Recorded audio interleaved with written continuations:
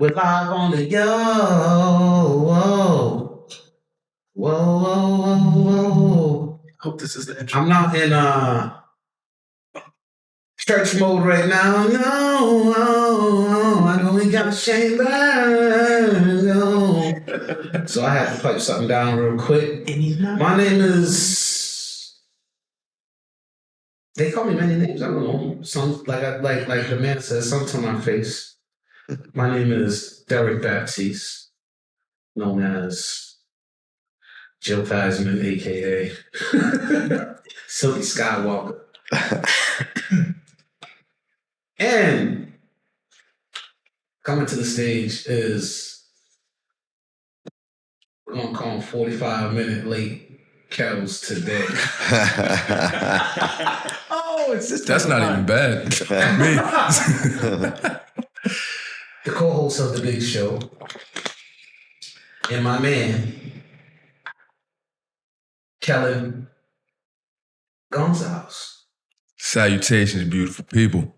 How you feeling today? I'm feeling good. How you feeling today? Feeling amazing, man. Feeling amazing. It's a beautiful day. Late lately. Yeah, back on my insomnia shit. I don't know how I feel about it. I don't even know how I even got on that whole vibe lately, but I was sleeping good for like 3 weeks, and then all of a sudden, bang! I don't know. Yeah. I don't know how it goes, man. So then I go and on Twitter and read the news, the ghetto news from the ghetto point of view. The ghettoists. Told you, late night Twitter, there ain't nothing like it. Late night Twitter, new things going on. What's up, man? What's up with your boy Chet, man? He gets hurt. He goes up against the big boys one time and he gets hurt. That's rough. But you see, now that's going to create the whole two things. That's going to create he's too soft, he's too thin, he needs to put on weight, he's not built for this. But also, it's going to create the other narrative of this is why players shouldn't play in the offseason in pro-ams. Yo, maybe he just plays get hurt. Feet. Like some people with skinny feet can't. It's tough because it's a lizard foot. That's why. Yeah, he got skinny feet, but that was good. Yo, man, what's been going with you lately, man? How's everything going, man? Life's just good, man. I can't complain. Yeah. I can't complain. And anything new, man? You engaged yet or anything? Not yet. Just making sure, man. Not yet. You know, he's still doing it. He's strong right now. He's going strong right now. I'm holding strong in this relationship, of course. So we're going strong over there. Speaking about strong, we got some strong-minded people in the building today. One of them is a dear friend of many, many years. Since he was wearing his dashiki beads in Kanye Academy. He was the first one. Yo, he was in the Zulu Nation right off the rip. Activist, but he was born into activism, and he is just an amazing person. He's now on the New Bedford School Council, which is amazing. And, you know, so we have Mr. Ross Graves. What's happening, folks? Want to thank y'all for having me on. What's happening? Hoping all is well. Hoping all is well. Pleasure. The Black Panthers in the building. I'm just trying to take it. Yeah. Oh, the Sons of Panthers. I'm sorry. Taking a day at a time. Next guest. What could I say? He had the prettiest smile on the biggest billboard.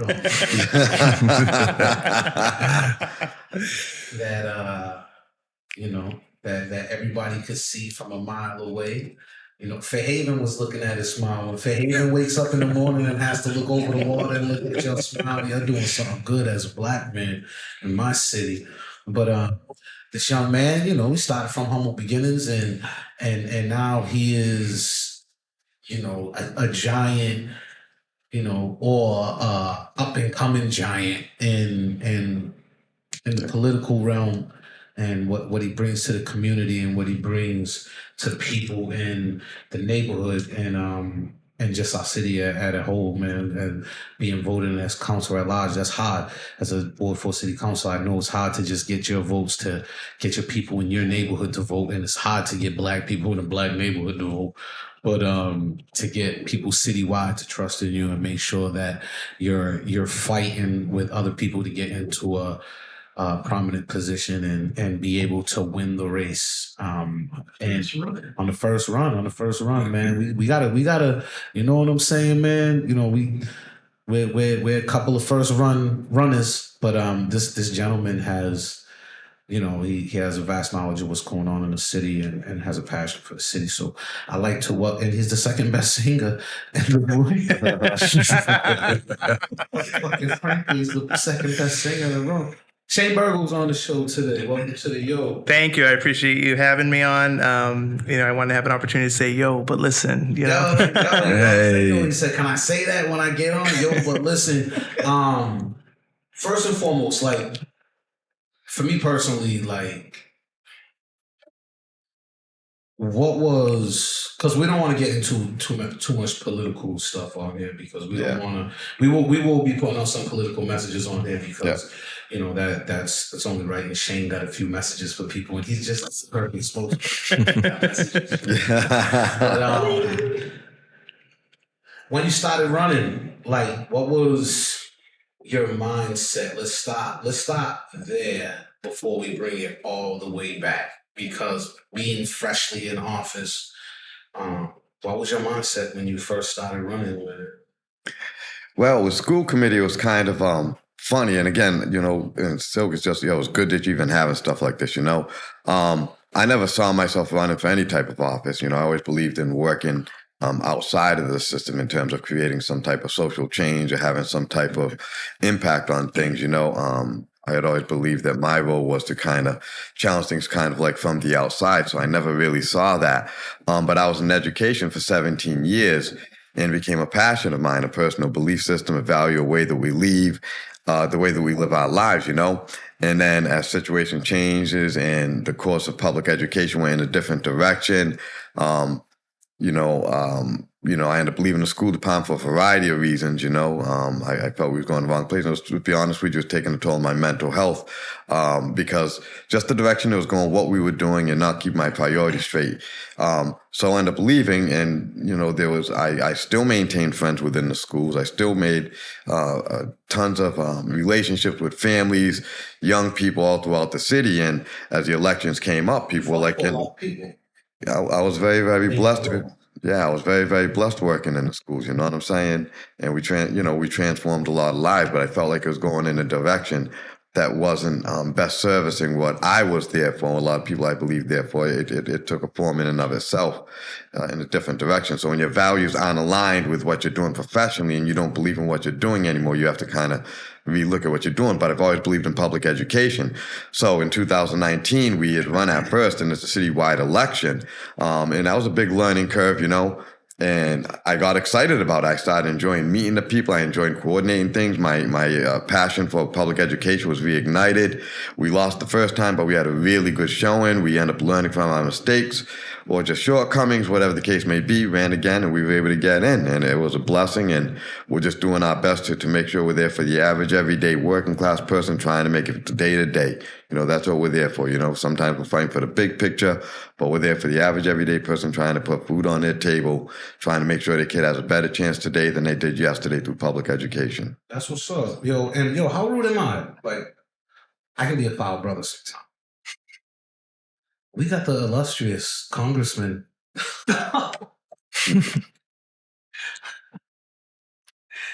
He's out here hustling, man, for T. Quinn right now, man, doing his job. And I had Ross say the spiel before I mentioned one of my Yoda. My Yoda's in the building. He's just so apparent. He just comes in when you need him with like the force and stuff like that. He got like this green little thing. He comes in, he gives you the force, and then he just dips out. He dips away. And I'm talking about one of my mentors from my neighborhood, one of the men that started the trend. He's a trailblazer. We may have not have run if it wasn't for Mike. Oh man, check this out, man. A lot of people wouldn't be doing what they was doing if it wasn't for Mike's guidance and stuff like that, man. Like so, that's part of my Mike Santos is in the building today as well. And like I said, man, like if it wasn't for him, like a lot of us wouldn't be, and a lot of people owe him thanks. in our community with the hard work that he does and the selflessness that he has when he gives of himself. So, big shout out to Mike Nice. You're gonna hear from him too today because he's probably gonna be throwing voices and stuff like that. So it's gonna be a bunch of bullshit. And now, Shane, how about you with your run, man? How was that? How did that go about, man? Well, for me, politics has been a part of my life really since the 5th grade. A book, it was called Class President, is really when I first read about politics really in school and wanting to run for that. I didn't win in class president, not in middle school, not in high school. I pretty much lost all those elections until my senior year. I became vice chairman of this student advisory council, and I was the student rep. Well, exactly, right? And for me, though, I had followed city politics for a while. I watched Michael Santos run for city council and watched people not smarten up and vote for him. For me, it was in 2019 when I watched our opioid crisis, reach heights, not seen by other cities like Boston that you would imagine would be worse than New Bedford, but we had way more overdoses. And our city council at the time acted as though it was nothing that we could do about it. And I was disgusted by it. And at that time, my mindset was, well, I wasn't going to win because I had seen better men than me run and lose. And in New Bedford, I think we know the incumbency is hard to crack. Yeah. We saw it with Ross. We saw it with Michael here. We saw it with a lot of people. Yeah. So I said, that club is solid, Jack. Yeah, bro. Once you're in, bro. Solid, man. But I said I was going to run, not because I want to win. I want to run so I can talk my shit, so to speak, So I said I want to get on that panel because I don't want to be a heckler in the crowd. I want to be able to talk on these issues, talk on our housing crisis, on the opioid crisis, and just be a voice that is different from what we're hearing. See, so and I find that refreshing because you see a lot of people that run for office. They'll sit on Facebook for a year and a half, and then they'll come out in the community and stuff, or they'll go and they'll do all this stuff, but they won't really actually be guys like us were involved, anyway. You understand what I'm saying? You're involved anyway, so you're involved anyway. Making a natural progression seems to be easy. This wasn't a natural progression for me because Mike conned me into it. But I keep on telling the story, man, and people don't understand how real it is. But as I'm getting to learn it and getting to love it and getting to see the insides of it, it makes me wonder, I wish I would have got into it earlier. I wish I would have been more aware earlier of certain things and been able to do it. And that comes from the places that we come from as well. And, growing up, I grew up a project kid. We didn't grow up around people that was totally conscious on politics or what's going on and just, the environment that we grew up. And then I just think that I came from a good, we didn't have much. We suffered from a lot of addiction in our family. We suffered from a lot of different things in our family, a lot of death. And the thing about it, Silk, is politics is, the way we grew up and the time we grew up is we weren't as fully invested in the political machine because the political machine wasn't invested in us. Yeah. You know what I'm saying? So we had inherent distrust of it. And so the way we grew up is we kind of took care of each other the best that we could, especially in our times, But the political machine wasn't something that people saw as something that we should really get ourselves involved in because it was working against our basic needs, economically, racially, so on and so forth. So it was a transition for a lot of us, And as I talked about, you're talking about being involved. And in our time, even more so now, it was it was almost necessary to like be involved. You know what I'm saying? It was almost like necessary to, like throw a block party that was safe. You know what I'm saying? But we had more people that was at that time that was doing more stuff like that. But what was it like growing up in your projects, like being surrounded by your family and women and understanding, like, you know what I'm saying? Like nowadays, like a lot of these kids got it easy with the information that they can get and how they can do things. But I think growing up where we grew up, like it wasn't all about that. I think that, you know what I'm saying? Because you come from a big family. Yeah, I grew up in Brickenwood. We were all raised by women because a lot of our fathers were incarcerated at the time. Again, we're direct reflections of it, and we grew up in a certain type of way. But we grew up in Brickenwood, and you don't realize what you have and what you don't have. You know what I'm saying? When you're at that age, you're just out there, especially as a little kid. There was a stronger sense of community. There was, it wasn't the age of information technology where you actually had relationships. You know what I'm saying? You had to learn how to deal with somebody who was giving you a hard time without tattling or whatever, like there was a certain strength you developed between, you fought and then let it go. You know what I'm saying? There was a code with that. There was just different ways that you lived. Stuff like that. And that was stuff that like served because, if you had an issue, you had to like deal with it. And then that's a value you carry on as you grow up. It's a different culture now where we're something happens, we go and tell somebody else, and what it does, you're disempowering yourself. But we had a different way of like living that I felt like gave us like an integrity and a dignity, even though it was like harder, even though I don't know, we don't even know if it was like harder, because at the time you only realize it's hard. It's how you grow up, we had a certain type of food, and that was like that special type of food, the cheese, the milk, you know what I'm saying? That's what, and we made it was just good. And you make the best out of it. You made the best out of it, and you didn't even know that there was anything else. You were just good with it. Because everybody else around you grew up almost the same way. Like when you're in certain situations, a lot of you's like, I've grown up the same way. Like I come from the era of bringing a note to your neighbor to get some sugar, man, and we'll give it back to you on the first type of stuff. Real relationships. You know what I'm saying, man? So we built that stuff from the ground up. And you come, like I said, you come from a big family. Yeah. Shane, you got a big family, and your family is based from the South End. Like, what was it like with you? Like, you know what I'm saying, man? And being around the Barrows is like, I know your parents personally, and I love your parents dearly. So, and I just remember the Burgo boys. The Burgo boys. And man, so like, what's the difference that you see now with you, like with where you grew up in the space you grew up in and how kids are now in that same area and that same aspect? Well, the biggest difference I see is there's less kids. Honestly, like I think there's more kids, but there's less kids. Yeah, well, I'd say Insight. Yeah, I was gonna say because even like during Halloween time, like we were the kids in the neighborhood then, and it's like now my grandmother still wants us to pack up the candy in little bags, and no one comes to our door. Like we might have like Louise across the street, her granddaughter might come. She's always down. Yeah, it's like, but it's only 2 grandkids now.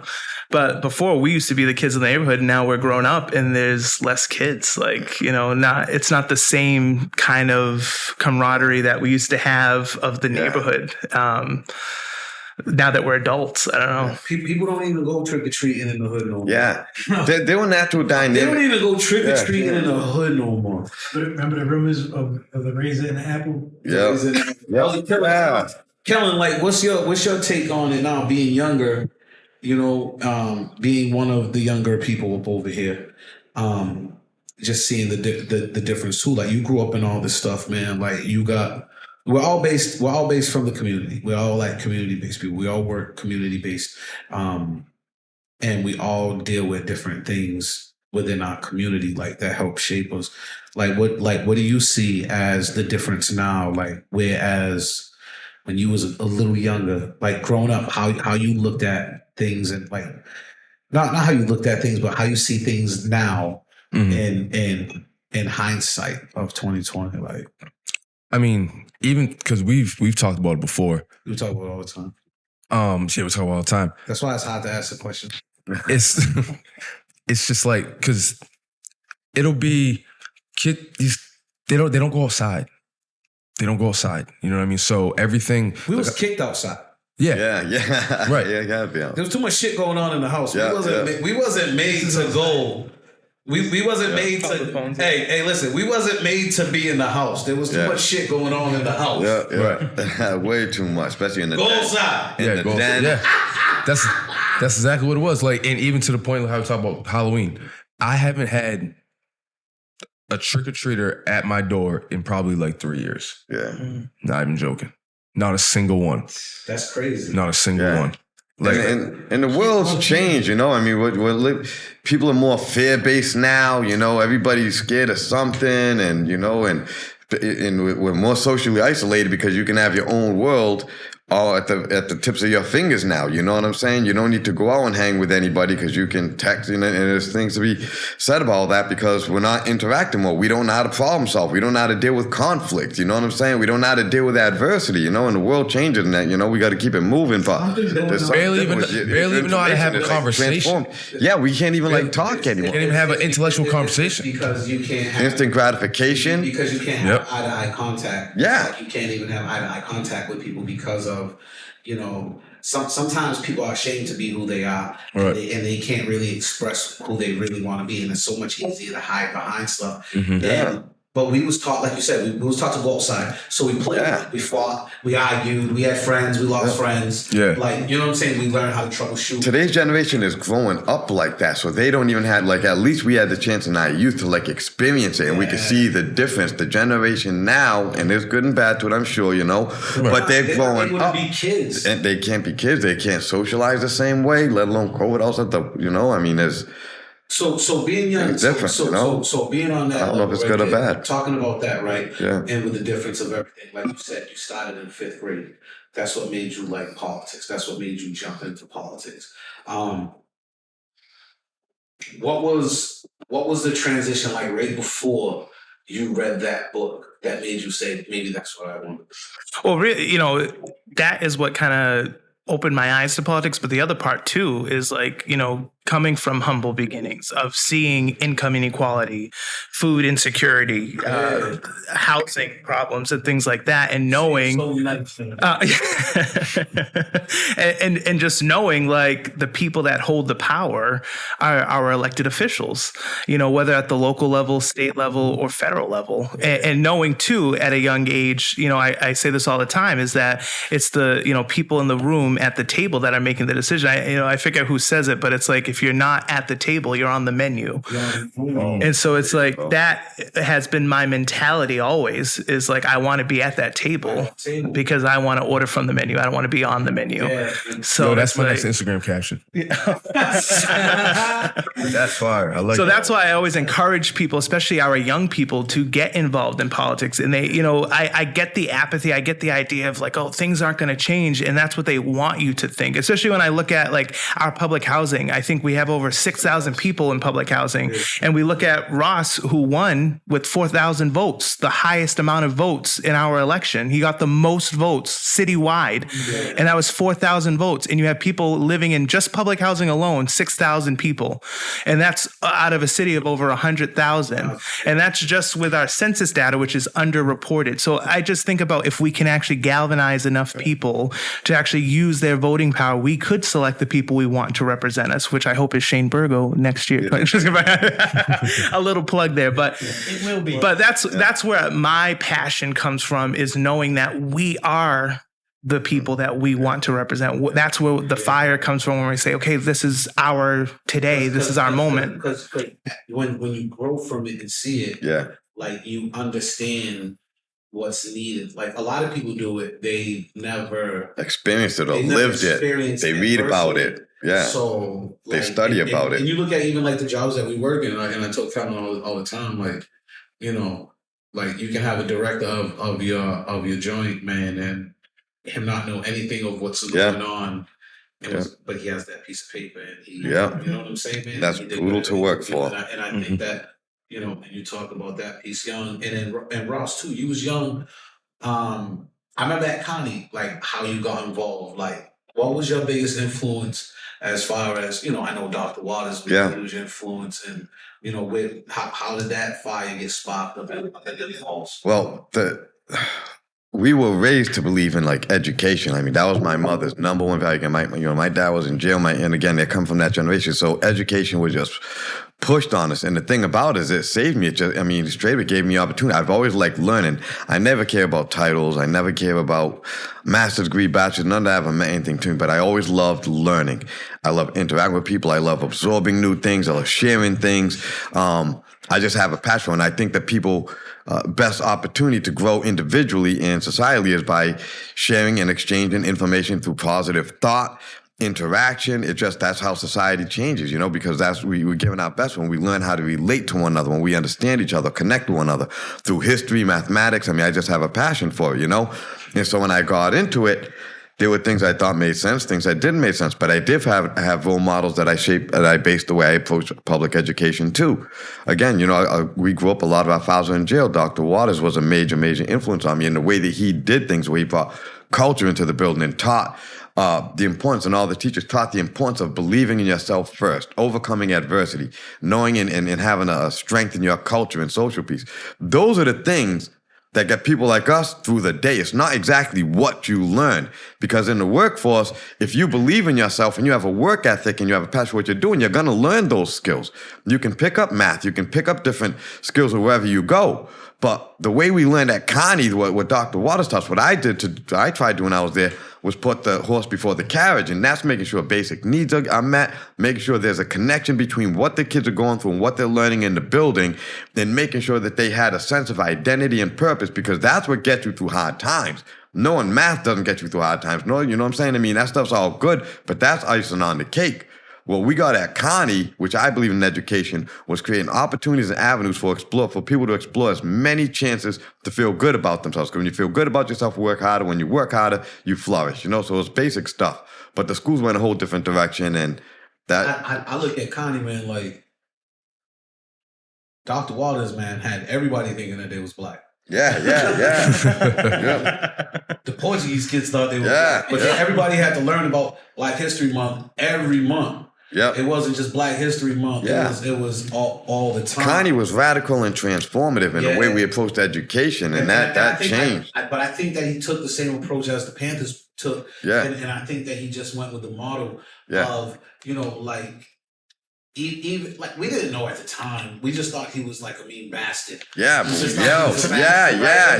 lying? Like I can't even. We were just scared of him. I'm gonna sit here and be like, but you grow up. He taught us. We used to be like, oh my fucking God, Mr. Waters is crazy. Like, you know what I'm saying? Before he was Dr. Waters, when he was Mr. Waters, Mr. Waters was iller than Dr. Waters. Sure was. Come on with the ruler, the belt. Oh man, so like where.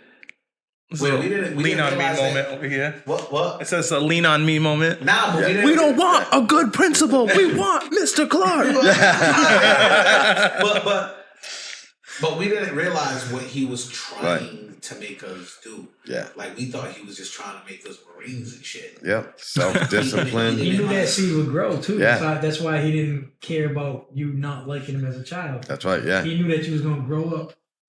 Yeah. That tree the seed that was going to grow. Yeah. And that's why he probably wasn't even on his mind. These kids don't like me.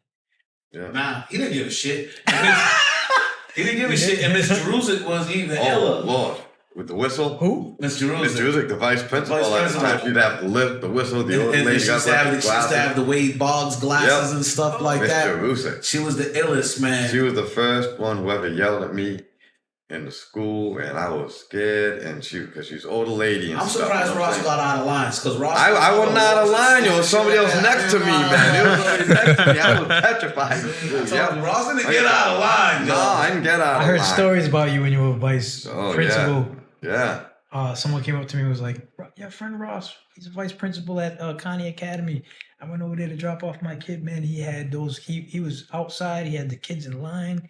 He was telling them a story before story to pick them up before they went into the building. And he was like, man, that guy is something else. And when Connie lost you, that was a big hit. And yeah, absolutely. Shane, who was influential, man? Because I always see you at Global Learning Charter School. You're always in Am I right? Yeah, my middle school, Yeah. So you was, you're which is also- very controversial. I know, but like, these are people that those are people that shaped you. Like, and who you think was most influential in that moment, and who do you think was probably like fucking Shane Burgo's a city councilor? Oh yeah, well, I'm sure there's plenty of people out there that are like, I can't believe Shane Burgo's a city councilor. Small. Oh yeah, I was Miss Colson, Cindy Colson, who still works there. She was a guidance counselor there when I was a student. Yeah, and it's so funny. I see her now, and she's very polite when we were with a crowd of people, and she's like, "Oh, Shane's was one of our students," and blah blah blah. Oh, he was such a good student. I say, you do not have to lie to these people. I was a badass kid at charter school. I was always in her office doing something. I remember one time there was I was sent to her office because I was making bird noises in class, and she told me, "Go ahead, make the noises." She's like, what was the noises? What were you? Show me those. She's like, was it bacaw? What was it like? She's like, you were doing it in class. Why can't you do it now? Like, so I was like, oh God. But I was constantly in her class, acting out. Like I was bad. Like in middle school, especially charter school, why it's such a holds such a soft spot in my heart is because that was during the time like my mom was sick and then she, subsequently passed away.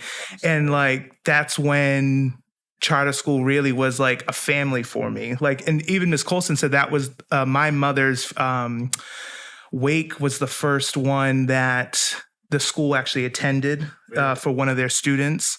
And then my family really, it was a tough time obviously for me. I was 11 years old, and my family was there for me too, but my charter school family was there for me as well, the Global Learning Charter School. I want to specify that too because there's a lot of controversy around charter schools in New Bedford, which I think is separate. District attorney is calling me. Oh wait, Mike's flexing because the DA's calling him right now, so he has to get up. But so for me, when I think of charter schools, I don't think of the Global Learning Charter School because I think they're in a class of their own. So that's why I always return to that school because to me, like it will always be a home. And so, yeah, the teachers that are still there to this day, I know Miss Andre just retired after 20 years and they're celebrating their 20 years. And I was there, their first fifth grade class. So I was there when they first opened their doors and they've been there for 20 years. And I'm proud of the work that they've done with the students that they've had. And I hope that they continue the success that they have. They're always shouting you out, man. They love you, man. Like it's good. It's good to be loved, man. Yeah. And sometimes, people understand where we come from. Yeah. You understand what I'm saying? There's some teachers that don't Yeah. get the household dynamic and things that go around. Mhm. And some people just get it. Yeah. You understand? Yeah, I mean- and I always tell the story, not to cut you Yeah. off. I always tell the story. I was working in the Mann and a teacher was talking about $1,000 Titleist and her kid going to South Carolina with his father for Christmas break. And she was so like upset that the kids were like, fuck it. Yeah. You understand what I'm saying? And she's like, oh, could you believe they're like little assholes? Like they didn't even like, I'm like, they don't even know what $1,000 Titleist is. I have no idea. Yeah. Like none of these people are leaving the North End for Christmas break. Like Yeah. you understand your crowd who you're talking to. You're flexing on $1,000 club. Like these kids aren't getting $1,000 worth of gifts. Yeah. You know that's You why it's understand what I'm important, saying? man. They might not even have I'll be honest with you. Christmas Most of and the you're talking about this shit. Yeah. most of the people I find who work in the schools, most of them are really caring people. But there's a difference between somebody who's lived your reality, the way they communicate, the things they talk about, their delivery. There's a difference between somebody who's walked in a kind of similar path. When they're your teacher, educator, administrator, there's just a difference, and that's anyway. Relatability is major, and the schools right now we're drifting away from that. You know what I'm saying? Again, that's, and I don't even know how to go about that except when you have people. And again, we were at Connie. we made sure we brought in Derek Baptiste for the after school program, where we brought in a Landon Anna from the after school program, where we had guest speakers come in, Dana, Rebel come and talk with the kids, you know what I'm saying? Because the relatability and connectability factor is major. And again, that's not to say that all teachers have to come from New Bedford or the West End, South End, whatever the case may be. But it's something that we have to be conscious of, especially my own school committee. I'm sure Shane and both, and you're involved, as a ward counselor, the importance of having people in positions of influence that have walked that have walked a road that's similar to a part of our voting block. You know what I'm saying? It's important. That's why it's important to get out and vote. And it's important for Derek to be in Ward 4. It's important for Shane to be city council. It's important for Ross Gray School Committee. Same with Melissa Costa. It's important. It's transformative. And even if we don't change things the way that we'd like to, just being part of it and having people voting behind us is important. So I gotta go. So where'd you go to high school, Shane? New Bedford High School. All right, so what you know what I'm saying? What was your dynamic like in high school too? Like, Oh, I was very well behaved. like getting into politics, getting into school politics. Like, was you into any other clubs? Oh yeah, so I was on the steering committee all 4 years, and then like I said, I ran for class president unsuccessfully all 4 years. But then I finally tried for student advisory council, and then that's when I was successful. And in that role, the student gets to be the representative on the school committee, and gets to be. That's when I did more with like the arts program. So that's when we first started doing the murals. Oh yeah, that's true. Yeah. Michael Santos is referring to a sign that's on the wall. It says success, doing what you want, when you want, where you want, with whom you want, as much as you want. So yes, I was very successful in high school. And especially one of the things I wanted to implement, we were successful with, is the mural program at the high school, which I saw is growing. So I was very happy about that after I had left. So my name is still in the school on the wall there. You'll see on the third floor science library, there's a science mural that I got going and finished. So you have a mural and you got all this stuff, man. Like, you even got a thing. Look, you hear that shit, Caroline? I mean, that just sounds like a bunch of flexing in the past 5 minutes. Is all I heard. None of that shit. Flex away. I don't got none of that stuff. I got my name in there somewhere under a desk. Carved in. Must have scratched in somewhere. So, 92. Silk was here. My father. So Silk was here. Silk was here in 92. So I gotta go. I know. Ross is about to dip in a second. So Yeah. we're gonna have Mike slide into his slot as well. And we want to thank Ross coming through. Yeah, one thing. Yeah, Oh, appreciate y'all, you man. coming by, Pleasure man. always, man. Absolutely. Appreciate it, man. Man, sorry we Appreciate it. started late. That's all right, it's all right, man. 45 minutes. It's all good. It's all good. I told you, man. I had to see a man about a horse. No, it's all good. Now, it was a pleasure, man. Thank y'all, Yeah, man. thanks for coming by, bro. Take it Appreciate easy. it, All right, man. thank you. All right. No doubt, man. No doubt. Just don't hit the camera on your way out. He got me sitting up. He got me sitting up like a woman. You ever see a woman driving? They come all the way up to the thing like that. How do they never really get hurt when they get in an accident? Stop talking about Dana Rivera like that. I don't want to say that because she's gonna say I hate her and I'm a misogynist.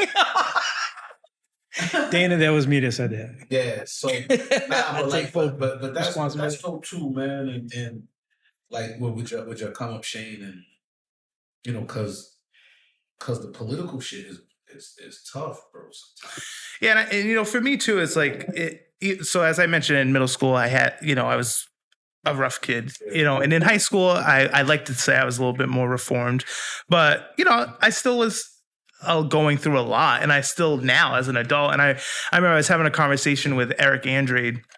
And he said to me, he was learning more about me during the campaign, more about my family history and some of the stuff that I had gone through. And he said he would never had known my family history, losing my parents, the things that my parents had gone through, and different things like that because of the way I carry myself. And the saying that people often say is hurt people will hurt people. And I remember I was just so blown away by that because, and I didn't want to laugh because it was if only he knew, I was that hurt person that was hurting people. And like, it took a lot of healing to get through that. And I'm still healing every day. Like, you know, I encourage people all the time, go to therapy, like seek that help, because it's so important, because every day I'm working on myself. And I'm not a perfect person, but we talked about earlier that billboard smiling, like I try to smile. And like one of my biggest things like about the campaign that I wanted to focus on was our city motto, like Lucem Defundo.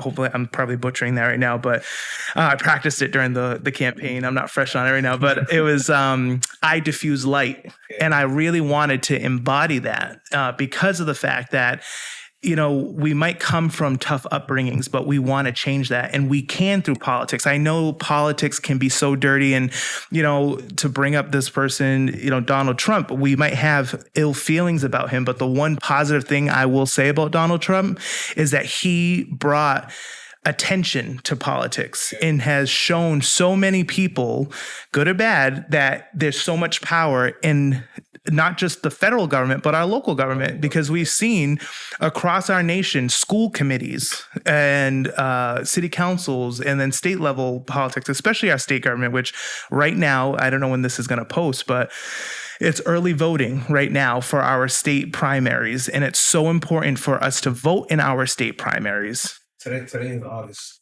27th. August 27th is the start of early voting all the way to September 2nd. I hope that you guys get out and vote, especially in our Democratic primary. I don't know if I can say that on this podcast. That I get this up fast enough.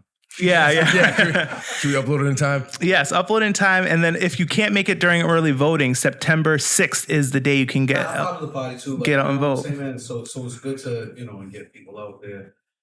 Kellen, you vote, right, Kellen? Yes. Let's make sure you vote, Kellen. I did. Good. Because, you know, one of the... You got the guys at the vote?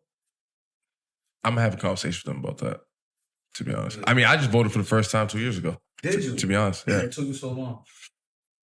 I just never, to be honest, I never really had I was one of those people like, my vote don't matter.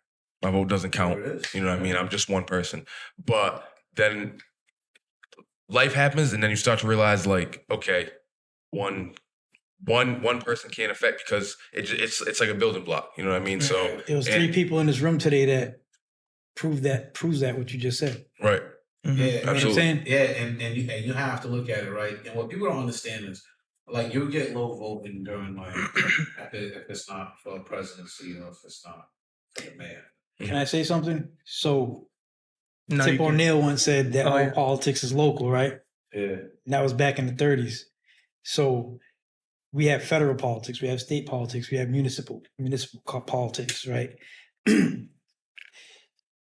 It's the city councilors and the school committee and the local politicians that decide how much money goes into our schools, how much money goes into our police stations, public safety, education, the most important things, what people complain about the most, potholes, like all these things that are so important to our our local infrastructure and our local everyday lives. And most of the people that complain about all them things don't even get out and vote. They don't get out and vote. Right. So you know what? But they're the first ones that sit there and complain, and they don't actually understand how hard the job is, and they think that you're a full-time employee of their needs. You're getting paid. You know what? You understand what I'm saying? I would like to.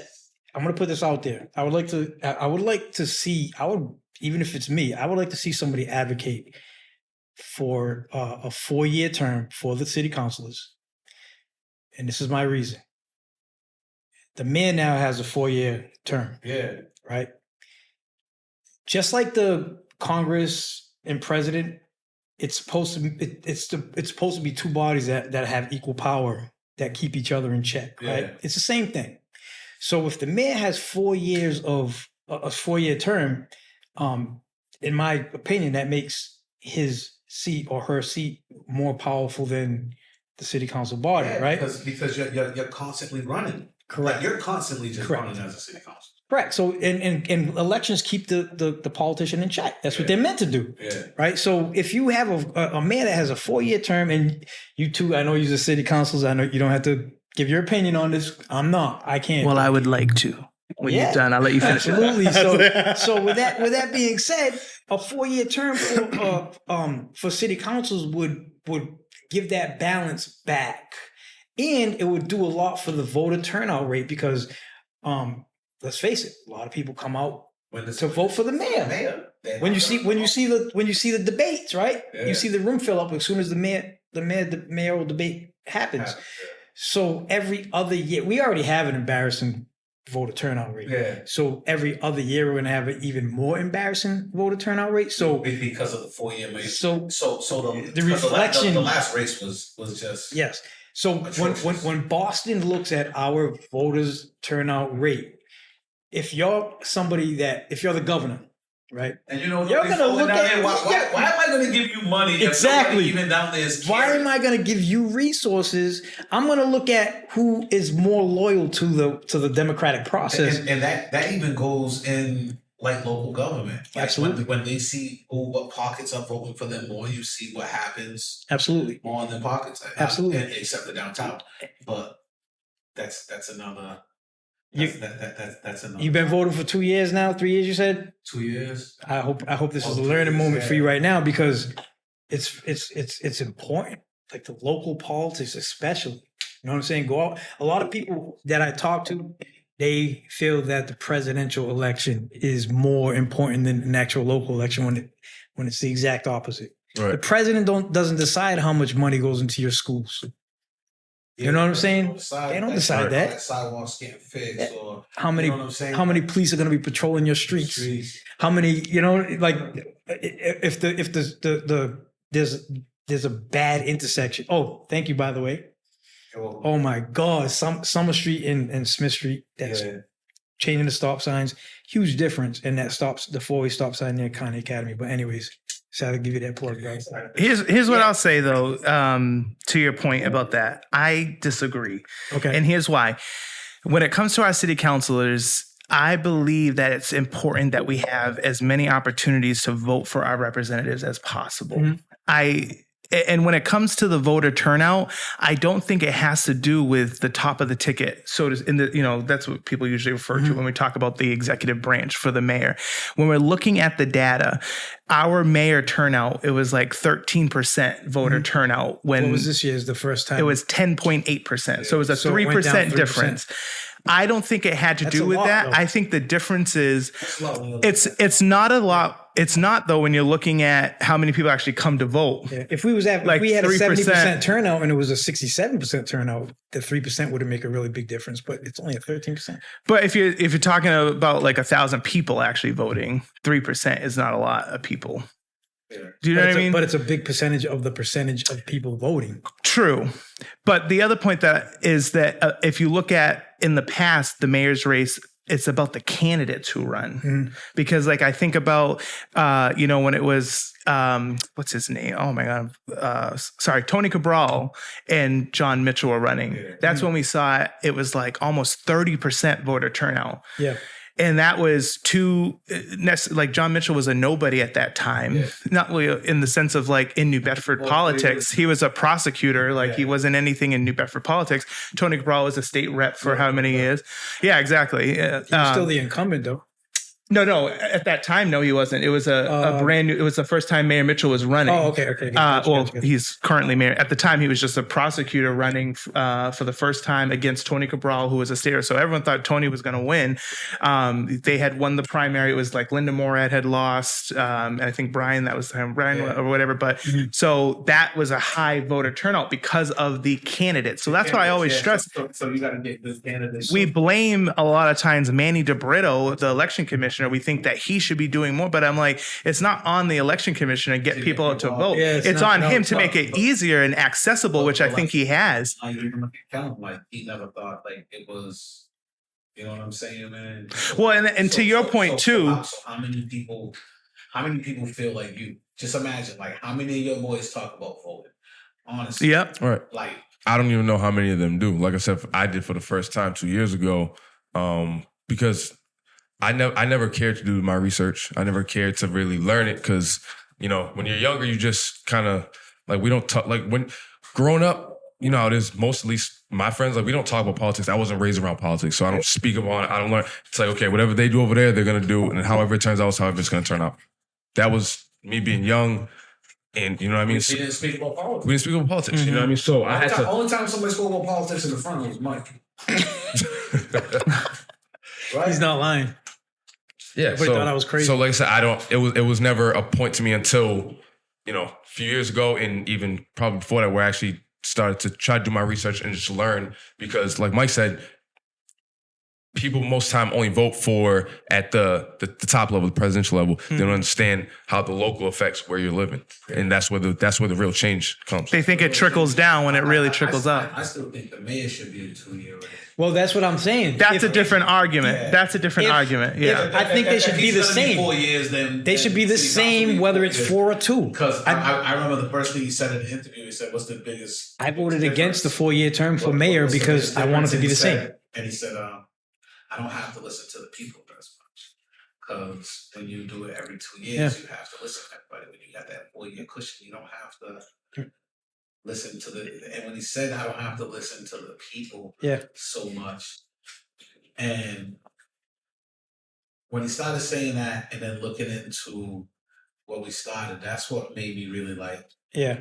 Being like, damn, man, like you get in it and you like, and the first thing you say is, you don't have to listen to the people.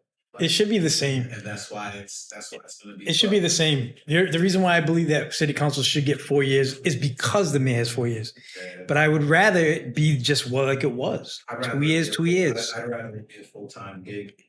And Absolutely. That's another thing. Like Boston City Council is. Yeah, I understand that. Because you all work full time, even though it's considered part time. Well, that's the other thing. I don't know. And this is just because of my experience with some, and even me as a city councilor right now, I know the work that I put into city councilor, like, as you know, the things that we show up for. But not all of our colleagues put in that 100%. So I know myself, I wouldn't feel comfortable giving a full-time salary to someone that I know is not showing up. And we know these incumbents get reelected every time. And then you have people that are running unopposed. So we're just going to be paying someone a full-time salary. Why do you think the incumbents get reelected every time? All the time? Because of the way the ballot structure is set up. And then also because of how, Kellen mentioned that the voter apathy, that people feel like, I'm not being spoken to, I'm not being reached by the candidate. And that goes back to my point about it's not up to Manny DeBritto, the election commissioner. It's not up to the way we set up the 2-year term or what have you. It's up to the candidates to reach out to those voters to say, hey, you need to vote. We got people to vote. Yeah. And the lower the voter turnout, I think the better for the incumbent. Correct. And with the, with the help of Mike, with the help of the Coalition of Social Justice, like, and then like what they've done, what they did for me, I know they helped you out a lot as well. They was there, supporting you. Like they supported me because they just when people give you a little bit of voting as their street thing, like they give you a different way of how you do things. I think that it's going to be going forward. It's it's going to be a race. It's going to be tough. There's a lot of things coming down the lane in our city that's going to change. I just hope that we still have strong leadership and guys like us are just focused on making the better of it. You running for mayor? Not this election time, not 2023. That's not a no. But yeah, it's not a no. I'll tell you right now, Mayor Burgo does have a nice ring to it, I will say. And it definitely is something I plan on doing. Have my support. But yeah, not anytime soon, I'll say. I think I want to run in 2023 to see if I get in, just so I can get in before Shane gets in. Oh, yeah. You want to snatch that first Cape Verdean? Yeah. Oh, I know, yeah. Because Shane's trying to take the Cape Verdean and Portuguese. Oh, that's right. Oh, man. Tony runs this year. I don't know what it's going to be. Yeah, we'll see. Well, because now we don't know if Mitchell's going to run again. A factor that was missed is everybody in this room today is Cape Verdean, right? Yeah. Cape Verdean descent. We have that natural, in my opinion, it seems that we have that natural politics as if it's like born in us, like our parents were. And you know what I'm saying? Like we have, And if you go to the motherland, we have Amilcar Cabral, who is like, in my opinion, the father of the West African revolution. I think it's like in our blood. And right now we have like the most. I think we do. We have the most Cape Verdean elected officials right now. At one time, but I think that locally in the city. But I think what we have to do is stick together. Not everybody's on the same page. Not just the city councilors or the elected officials, the people, the people, our community at a whole. Yeah. As a Cape Verdean community, we're not very trusting in each other. At least the United Front. We love people on the way up. When they get there, we don't want them there no more. Yeah, it seems like. That's another thing that may be in our blood. That may be in our blood as well. So but we're natural fighters, and we are because we've had to deal with so much. And and if you look at everybody that was up here today as well, that ran for office, what they went through in their lives, what we've been through in our lives. You know what I'm saying? The trauma that we went through, the things that we've seen, how we've seen it. And that's why I'm so proud of y'all. How we've overcome it, and that's why I'm so proud of y'all. When I hear about Shane's story, I already know. I don't even have to hear your story. Yeah, you know me, and I know Shane. Shane might not know I know his story, but I know his story better. You know what I'm saying, man? Like Wayne was my uncle brother's like one of his best friends. You understand what I'm saying? That's his whole crew, and that whole crew's gone. You understand what I'm saying? That's how tight it was. That whole crew's gone. So, and God rest their graves and God rest their spirits, because those are people that built me, that showed me love, that showed me what being an older person to younger people was like. How you care for younger people, how you care. So you got FGs from the hood and stuff like that. Or you got people that come into your family party and light it up, you know what I'm saying? Because they're not looked at as an outsider, they're looked at as family. So that's why when I speak of like your parents and stuff like that, like, you know what I'm saying? Your mom and my mom were really good friends. You know what I'm saying? Really good friends. Your mom and say brother. Right. You see your mother and say brother. Say brother, like, you know what I'm saying, down south. And, with your dad coming to, you remember Wayne coming to all our parties and stuff, right? Nice. Like Wayne was there. Like if we had it, he was up in there. With his get chicky. Little Wayne looks like him. Shane came up in my DNA. Shane looks like Shane looks more like his. No, wait, let me rephrase that. He came up in my Ancestry.com. He came up. I'm so glad he corrected that, man, because he came up in my DNA. Edit that out, please. but that's why it's special sharing this moment with a guy like him. Absolutely. He tried to keep me on my seat, but I ended up staying. I know, he's the worst. He's gonna make me squeeze behind him. Yeah. Yeah, I always joke that, I bring a whole new meeting to Councelor at large, trying to get through these, tiny little spots in the council chamber, and Derek didn't want me to sit on the end. He liked the spot, so now I got to squeeze behind his seat. Oh, these two are tiny little seats. I hate anytime I see arms on a chair. Yo, but with Shane coming in, he's very knowledgeable. He's somebody, even though he's younger, that I look up to, even though he's been less years, because I see his passion, I see what he does, I see what he puts forth, I see the knowledge. Like I see his wisdom going beyond the years of his age. So you see that, and you're like, wow, like I like listening to him, I like being around him, like, you know what I'm saying? You get that natural energy of, you know what I'm saying, I fuck with him, and he's not just like that on the political tip, but like as a person, like he's just a cool ass person, just when you're just chilling. So, it's cool to sit there and get around people of the people. I think that a lot of people get disconnected from the people. That's why we took up a little bit of time. Kevin didn't speak much today. He was late. He had a hangover today. I think he got plans to. How old are you? 33. 33. Oh, he was at my cookouts back in the day. Our cookouts. Calvin was at the cookouts. He was young at the cookouts. He was young, so like we used to bring the speakers out. Yeah, yeah. So like, and Mike started the whole vibe of getting that done, getting the rock done, and you know what I'm saying, man. And when people pass away and how to do it nice and not be out there drinking and throwing bottles and having to really have a candlelight vision. We would leave have that it pot well, clean every night. leave it what I'm saying, in the way it could be. But so Shane, what's for your future, man? What's your future? That's a really good question. Mayor, we just told you. Mayor. Oh yeah, well, mayor one day, with the support of people in New Bedford, where we got to build up our support. That's why I'm hoping we'll get more voters, people that want to vote, that are excited to vote, that learn about their voting power. I think about people tell me all the time, like you were saying, that I'm just one vote, and I like to use like the analogy, when it first starts to rain, it's just one droplet that hit you, and then that's how I better get out of here, because as more fall on you, you get soaked. And that's how voting works. Like one vote hits and then another one comes in, and as more pile on, that's how you win. That's how you start a revolution. That's how you get things done. Just think about how many people think that way. Everybody that thinks that way thinks they're the only person that thinks that way. Yeah. You know what I'm saying? So me saying, oh, I can't affect change, like what's my one vote going to do? Me being naive, I think I'm the only one that thinks that.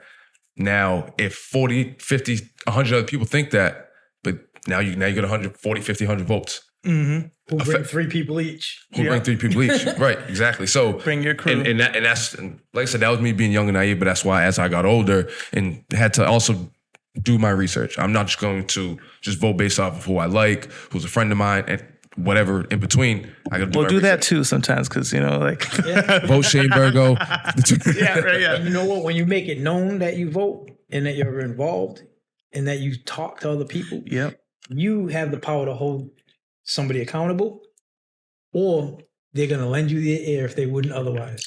Well, and I tell people too, they break down our voting thing, and Derek knows this too. If we get the results by precinct, and you can see which precincts within each ward votes and how many and things like that. And, when it comes to, voter turnout, sometimes I tell, people tell me, oh, why, my neighbor's street was plowed better than mine, and things like that. And I always say like, oh, well, that neighborhood voted better than you did. And they think I'm joking, but I'm like, no, I honestly believe the mayor looks at that and says, oh, well, this ward votes better than your ward. And that's the area that gets better treatment than you because they vote. And that's the same thing when we look at. We don't get nothing down here. Yeah. Yeah. And this. It's a microcosm of what we were talking about. Voting. Yeah. And you think that you're going to get stuff like Boa Vista don't vote. Like, you know what I'm saying? There's a few places in the world that just don't vote. And then you can see what they don't have. And I'm like, and that goes back to the state. Correct. We were the fourth largest. When the State House sees that New Bedford has a 10.8 or in this recent 10.8% voter turnout, they're going to say, well, that's why we're not going to have our own vaccine state. That was a big thing that happened during COVID. They put it in Dartmouth instead, which is still close to us, but still we didn't get our own. The South Coast continuously gets ignored. Why? Because we ignore them during election time. So they say, oh, you're going to ignore us during election time. We're going to ignore you during the rest of the other year. That's why it's so important to get out and vote. And I think that we're given the liberty to vote, and not a lot of people have that right. Not a lot of people just have that. So with that formula, where basically we pay taxes, right, and it all goes to Boston, and then they figure out how it gets distributed, right. So we don't really get back what we give, and it's because of our low voter turnout. Right. It all boils down to that. And I think more people have to get out to vote, and I think that's what that's the main thing that we're coming to. Yeah, I think more people have to be conscious of what's going on in the area. More people have to get out. I'm trying to remember a time I missed. So I've been 18. So I know we've been running a little late because we started a little late. That man will not stop throwing his shade. But I'll be late. Yo, Derek. So that's why. So I had to do that. So I'll be late. Mike Stone is voice up over here. But we're gonna be we're gonna. Sorry. I missed you all. We're gonna get the word out. We're gonna make sure that people get registered, and we're also gonna make sure that that we push our people and that we support ours, and make sure we're supporting the people that's for the people. In order to affect change, you got to utilize your right. I I think we have so much more to do, but I'm so proud of now because all this rhetoric that I used to preach back in the 90s and the early 2000s. I think that I'm looking at now and I'm like, this is what I was talking about. You know what I'm saying? I'm looking at Derek and Shane. And, you know, we just that was unheard of back then. Yeah. Unheard of. And if they would have seen the houses that we come from, it would have totally been unheard of. And we don't, you know, a lot of people are polished and they come from something different. You think somebody would have pointed you on a court and been like, "That's our future city councilor"? On the basketball court back then? Not at all. And that's what I'm talking about. If they look at us where we come from and the beginnings that we come from, and then you see that kid, like I remember that kid, and that kid city council, like when you see pictures of yourself small, see, you know, when you remember the times and you remember the good times and the bad times, you remember, you know, but you're looking at God dang that kid. That's a whole nother podcast, brother. That kid's somebody, man. That kid ended up being somebody. Yeah. That kid that nobody thought was going to end That's up a podcast right there. That thing that everybody had against him. Yeah. You dig what I'm saying? That little thing that everybody had, that, you know, he had everything, you know, and I know Shane can understand that, like, when everything's given to you for you to fail, and everything is, failure is handed to you. Absolutely. You understand what I'm saying? And it's put right in front of you on a silver platter, and you say, "Fuck this platter, I'll eat it." You know what I'm saying? I look at y'all as brand new tools in our toolbox that we needed to build something that we did not have in our toolbox before. Yeah, that's how I look at y'all. No, we're just doing improvement because we're the tools that actually understand. We actually outside. We actually dealing with people. We actually there. You understand? We don't. You know, I don't live in the cut. I don't live in north.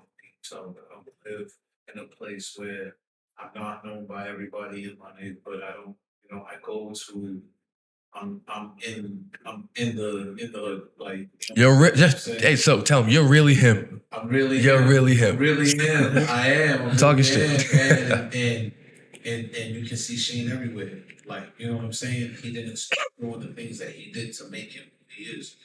And being a part of all these little, you know what I'm saying, and being a part of all the organizations and all the things that he's a part of, like, that's what he's been a part of. Like, you know what he got me at the debates at Councelor.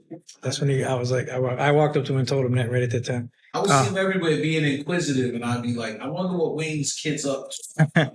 Well, and it's so funny you say that because it's like, you know, obviously I present differently than my father did, or even, you know, my mother. But, you know, with some of our colleagues on the city council or just people in general in our city government, you know, because of the way I carry myself, the way I speak, my vocabulary, a lot of times people think especially because I'm involved at the church, as you know, I'm, you know, they think that I'm a very yes. And I am a very polite person, but at the same time, I like to remind people that I am Doreen's son. I am Wayne's son. Yeah. So it's like, you know, especially when you shake my hand, I have Wayne Burgo's hands and I have Doreen's mouth. So it's like, you know, I know his dad. Why is that sound Wayne Burgo? That's Kelly's uncle Wayne. Oh, wow.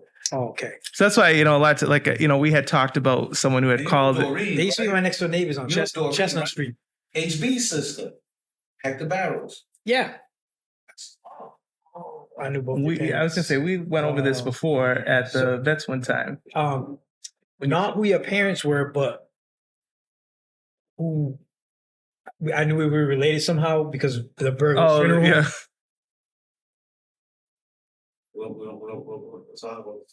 We'll do a debrief after. Yeah. Burgo's funeral home is close family of mine, so we was trying to put two and two together. I heard his father coached football vets with my uncle Rob and my uncle Jojo. I was a little kid, so his father coached one team with one uncle. Kelly's father coached another team with another uncle. So I've been around, like I said before. I remember when they had baby. Like my brother, yeah. I remember that. Like, you understand what I'm saying? Didn't he just tell us to stop? Oh, He knew the abyss we was about to jump into. But yeah, the last point I just wanted to say was like the influence and I think the importance of having people like Derek and myself on the city council is, and Derek's made this point multiple times, like when we're speaking to youth in our community, is like we can go to school to learn to speak like our colleagues and learn the vernacular and vocabulary that they might have, but they can't go to school to speak the way we speak and to learn the things that we've learned or to experience, have the experience, the lived experiences that we have. That a book cannot teach. Yeah. They can't reach people in a way that we reach people. Mm-hmm. So when people see us walking through a parade or something like that, and they see me and I've been told, you didn't learn parade etiquette because I'm over it. They don't understand. Like, it's not political love. That's the love. Mm-hmm. It's real love. Yeah. That's love. Like, these are the people that saw me that said, I didn't think this kid was gonna be shit. Come here, give me a hug. Mm-hmm. Like, you did it. Like you understand what I'm saying? That's like, I'm proud of you. Hug. We can learn how they talk. We can learn books. We can learn everything. They cannot learn how to get genuine love like we do. And on that note, we're gonna put this up ASAP Rocky because side of this, and then we got an Insomnia Boys episode coming soon. Sir, gotta get back to that. Right, yo, we I think we're gonna be on location at Brownsville Barbershop on Union Street. Hey. And man is kind enough to give us a spot so we can do a nice episode in his venue, and we get to keep it in the water on Union Street so they can say I'm downtown. That works both ways. Got anything before we go? I mean, I appreciate you guys coming on. Even like say, even stuff like this, which this was an episode personally, like, you know, Silk joked earlier about how I've been quiet the whole time. Just learning, soaking it in. Like, I learned a lot. Obviously, Shane's story might talk about things you spoke about, Ross, earlier, and just the whole dynamic of it. So I just wanted to soak in, but I just want to say also I appreciate you guys coming on. And when's the early voting is now, correct? August 27th to September 2nd, and then the actual primaries on September 6th. Yep. So go out there and do your part, people. You already know what it is. Shane just gave his last thing. Mike Quinn's in the building. Mike Quinn. There actually is a Michael Quinn. But Come outside.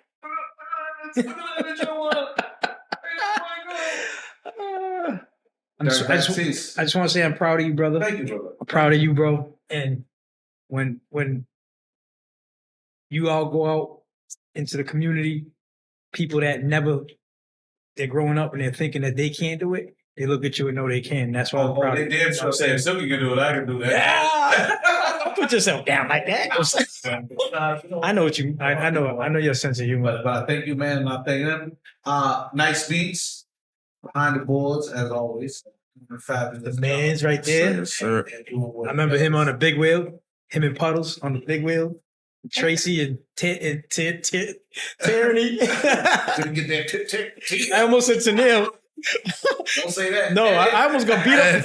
I almost got beat up for that a few times. We're gonna edit that. Yeah, edit that up. This is the yo. Peace.